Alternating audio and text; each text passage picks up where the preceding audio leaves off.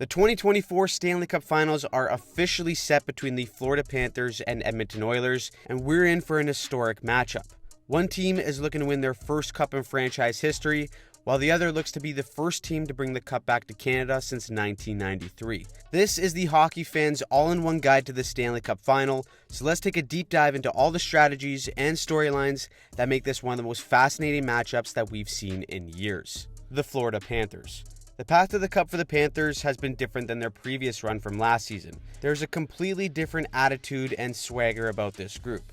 After losing to the Vegas Golden Knights in the 2023 Stanley Cup Final, this group has learned from that run and come back with a vengeance this season. There's a standard buy-in from every player, and this year's run has a much more complete effort instead of the Tkachuk and Bobrovsky show that we got last season. The Panthers took care of business in the first round by beating the Lightning in 5 games, and then the Bruins again in 6. They then rallied from a 2-1 series deficit to come back and beat the Rangers in 6 games. They now find themselves in the same spot as last year with another opportunity to finish the job. The Panthers are a team that are going to go through you to win, and tactically, here's how they can beat the Oilers. First is off the rush. The Panthers' structure in the neutral zone can force the Oilers to make turnovers and create a rush of their own the other way.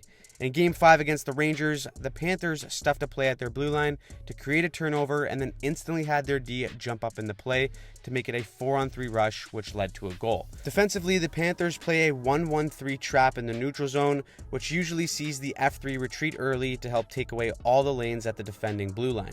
With the F3 almost always in a solid position for Florida, a quick turnover in the neutral zone can allow the Panthers to generate offense off the rush and make Edmonton pay for bad puck management. The Panthers will also look to expose Edmonton off the rush in a similar way Dallas did early in their series.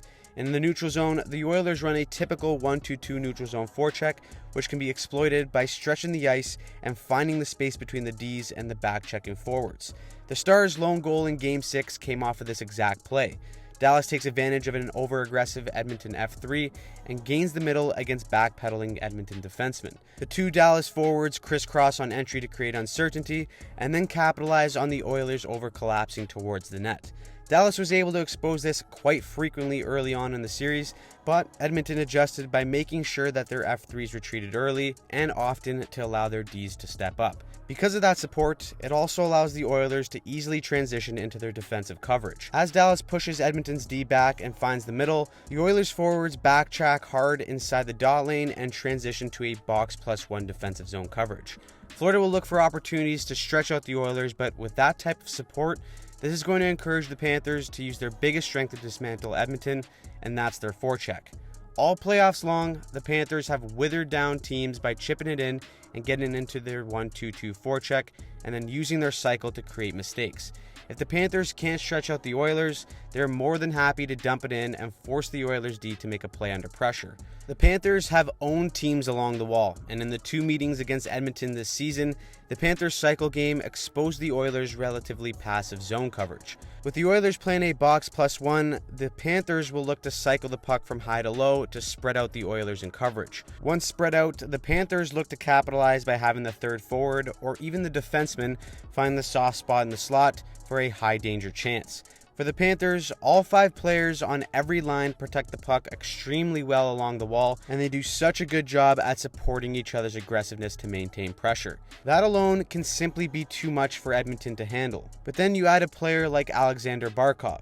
The Selke Award winner has shut down the game's very best in Kucherov, Pastrnak, and Panarin in the first 3 rounds. He will likely be tasked with slowing down Connor McDavid. However, his hockey sense allows Florida to play their relentless style. As the center and usually the high forward, Barkov is almost always in the right spot to support his D, making a well-timed pinch to maintain their pressure. His ability to turn defense into offense will be the #1 way he can shut down the best player on the planet.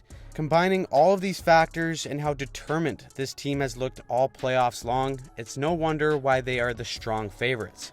This team is the epitome of playoff hockey, and based on what we've seen, the Panthers are expected to win.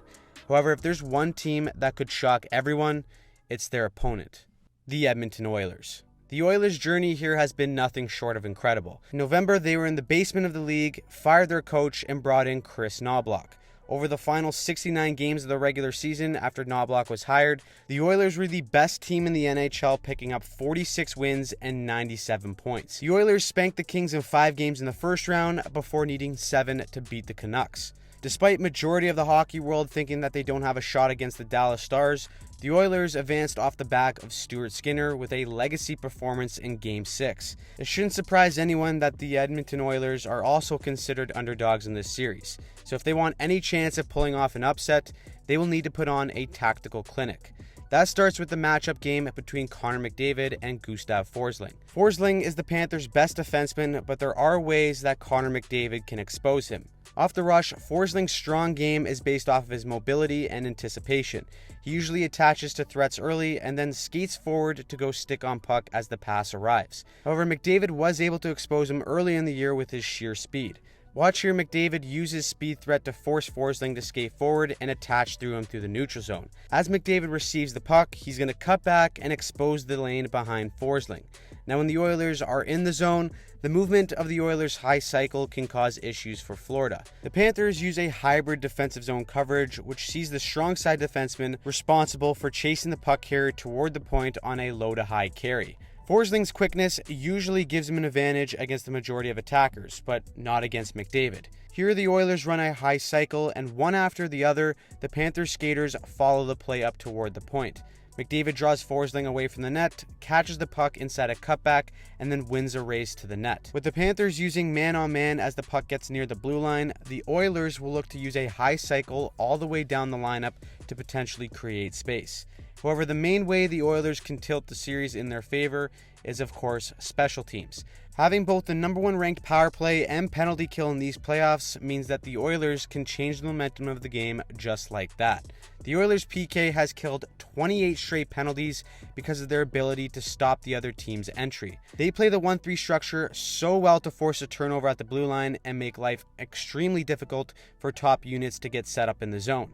In their own end, the Oilers play a 1-1-2 structure, with the top forward consistently pressuring to trap down the play towards the boards and give puck carriers very little space. As good as the kill has been for Edmonton, the Oilers' power play has been better. Heading into the finals, it is operating at an absurd 93%. When the Oilers stack McDavid and Draisaitl on the same side of the ice, it becomes borderline impossible to defend. At every option, the penalty killers are in trouble. They have to defend McDavid's puck carrying and Draisaitl shooting on the strong side, while simultaneously accounting for Zach Hyman and Nugent Hopkins in front of the net and near the back post. If they somehow do a good job at neutralizing all of those threats, it goes way out the door if Evan Bouchard blasts one home with a point shot. The Oilers' primary reads on the power play come from McDavid and Draisaitl on the right side. McDavid loves to threaten the middle of the ice and then feed Draisaitl for either a one-time blast or a quick backdoor pass to Zach Hyman. With the Panthers' PK playing a diamond formation similar to Dallas, there may be opportunities to isolate the lone defender at the net for a 2-on-1 back post pass tap-in to Zach Hyman. So far, no one has been able to solve the Oilers' power play, so the best way to kill it off for Florida is to not even get in penalty trouble to begin with. Looking at how these two teams match up, there's always the X-factor of goaltending. The Panthers have slayed down a murderer's row of goaltenders in these playoffs by taking down Vasilevsky, Swayman, and Shesterkin. Even when they are at their best, the Panthers have found ways to pour a volume of quality shots to eventually make them break. As for Stuart Skinner, he's proven he can come up big when it matters the most, despite having some rocky situations all throughout these playoffs. It's just a matter of whether or not he can stay consistent enough throughout the series to give Edmonton a real chance. The Oilers also brought in George Mumford, who is the same sports psychologist who helped out Kobe Bryant and Michael Jordan, to help provide guidance for Stuart Skinner. It's helped him navigate through the roller coaster of these playoffs, and it could be the difference in helping him find the consistency needed to beat the Panthers. At every angle, there's an area where both of these teams have the opportunity to expose each other. And behind all the storylines that make this final so great, it is a chess match between two franchises that will be willing to give everything to win the Stanley Cup. So, who do you have winning the cup? Let us know your pick in the comments down below and who you think is going to be the X factor in this series. Also, a quick shout out to Jack Hand's Hockey Tactics Playbook for making this entire video possible. His book has a fantastic breakdown of all 32 teams' tactics, and it's a big component to making these videos, so go check that out in our description down below. Also, we're going to be dropping a breakdown after every game for the Cup Finals, so make sure you subscribe and turn on notifications so that you don't miss a single thing.